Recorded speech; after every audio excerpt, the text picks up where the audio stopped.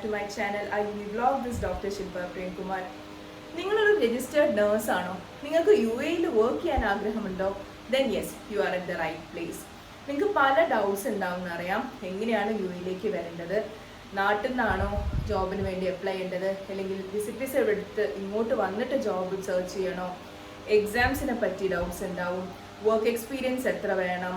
എന്തൊക്കെ ഡോക്യുമെൻറ്റ്സും സർട്ടിഫിക്കറ്റ്സും ഒക്കെ നിങ്ങളുടെ കയ്യിൽ വേണം? അങ്ങനെ ഡൗട്ട്സ് കുറേ ഉണ്ടാവുമെന്ന് എനിക്കറിയാം. സോ ഈ വീഡിയോയിൽ ഞാൻ ഒരു ഔട്ട്ലൈനാണ് തരാൻ ഉദ്ദേശിക്കുന്നത്. എക്സാംസിനെ പറ്റിയും അതേപോലെ ഡോക്യുമെൻറ്റ്സിനെ പറ്റിയൊക്കെ ചെറിയ വീഡിയോസ് ആയിട്ടും അതുപോലെ നിങ്ങൾക്ക് എന്തൊക്കെയാണോ ഡൗട്ട്സ് ഉള്ളത് അതൊക്കെ വെറും വീഡിയോസിൽ എക്സ്പ്ലെയിൻ ചെയ്യാനാണ് ഞാൻ ഉദ്ദേശിക്കുന്നത്. അപ്പോൾ ഈ ഒരു വീഡിയോയിൽ ഒരു ഔട്ട്ലൈൻ തരാം. എങ്ങനെയാണ് നിങ്ങൾക്ക് UAE എത്താൻ പറ്റുക, എന്തൊക്കെയാണ് ഇതിൻ്റെ ജനറൽ ആയിട്ടുള്ള കാര്യങ്ങൾ എന്നൊക്കെയാണ് ഈ ഒരു വീഡിയോയിൽ പറയാൻ പോകുന്നത്. ആദ്യമായിട്ടാണ് എൻ്റെ ചാനൽ കാണുന്നതെങ്കിൽ തീർച്ചയായിട്ടും സബ്സ്ക്രൈബ് ചെയ്യുക. മാക്സിമം ഫ്രണ്ട്സിനും റിലേറ്റീവ്സിലേക്കൊക്കെ ഒന്ന് ഷെയർ ചെയ്ത് കൊടുക്കുക. ഓക്കെ, അപ്പോൾ നമുക്ക് നേരെ വീഡിയോയിലേക്ക് പോവാം. ആദ്യം നിങ്ങൾ ചെയ്യേണ്ടത് എന്താണെന്ന് വെച്ചാൽ UAE ഏത് എമിറേറ്റ്സിലാണ് നിങ്ങൾക്ക് വർക്ക് ചെയ്യേണ്ടതെന്നാണ് ഫസ്റ്റ് പ്ലാൻ ചെയ്യേണ്ട കാര്യം. അതിനായിട്ട് UAE നിങ്ങൾക്ക് എത്ര എമിറേറ്റ്സ് ഉണ്ടെന്ന് അറിഞ്ഞിരിക്കണം. UAE വരുന്നത് 7 എമിറേറ്റ്സ് ആണ്. Okay, Dubai, Abu Dhabi, Ras al Khaimah, Sharjah, Ajman, Umm al Quwain and Fujairah. ഇതാണ് UAE 7 എമിറേറ്റ്സ്. ദുബായിൽ വർക്ക് ചെയ്യാനാണ് നിങ്ങളുടെ ആഗ്രഹമെങ്കിൽ Dubai falls under DHA, that is Dubai Health Authority. അപ്പോൾ ദുബായ് ഹെൽത്ത് അതോറിറ്റിൻ്റെ ഡാറ്റ ഫ്ലോവും അതുപോലെ എക്സാംസും വേണം നിങ്ങൾ ഫോളോ ചെയ്യാൻ. അബുദാബിയിലാണ് വർക്ക് ചെയ്യാൻ ഉദ്ദേശിക്കുന്നതെങ്കിൽ Abu Dhabi falls under DOH, that is Department of Health. Okay, ബാക്കി 5 എമിറേറ്റ്സ് ഞാൻ മെൻഷൻ ചെയ്തല്ലോ.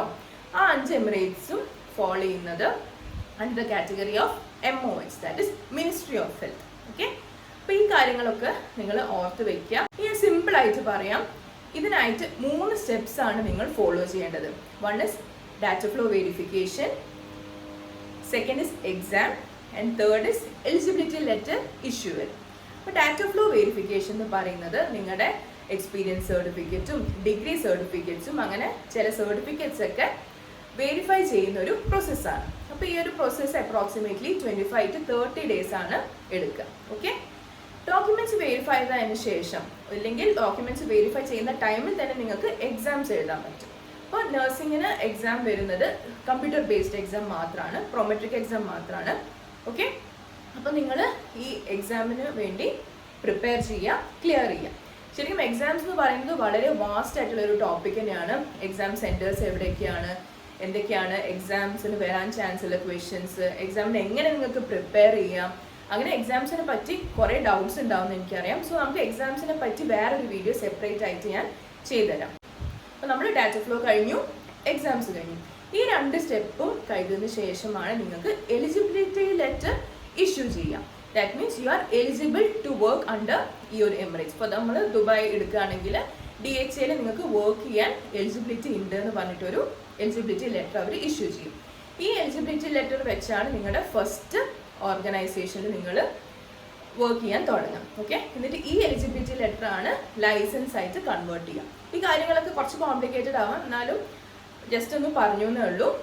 ഡീറ്റെയിൽ ആയിട്ട് നമുക്ക് വേറെ വീഡിയോസിൽ പറഞ്ഞുതരാം. വരും വീഡിയോസിൽ എന്തൊക്കെ ടോപ്പിക്സ് ആണ് ഞാൻ ചെയ്യേണ്ടത്, നിങ്ങളുടെ ഡൗട്ട്സ് എന്തൊക്കെയാണെന്നൊക്കെ കമൻറ്റ് സെക്ഷനിൽ ഒന്ന് മെൻഷൻ ചെയ്യാം. അതിനനുസരിച്ച് ഞാൻ വരും വീഡിയോസിൽ പ്രിപ്പയർ ചെയ്യുന്നതായിരിക്കും. ഈ ഒരു വീഡിയോ നിങ്ങൾക്ക് എല്ലാവർക്കും യൂസ്ഫുൾ ആയെന്ന് പ്രതീക്ഷിക്കുന്നു.